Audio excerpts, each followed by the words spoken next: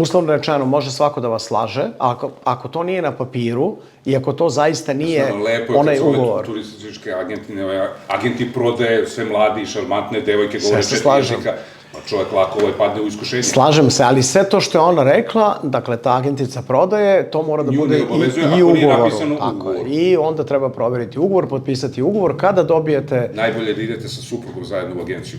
Tako je. A šta se dešava kad dođemo na destinaciju i onda dobijemo ključ od sobe, imamo problem. A tamo parking. Pa ja sam tražio s pogledom na more.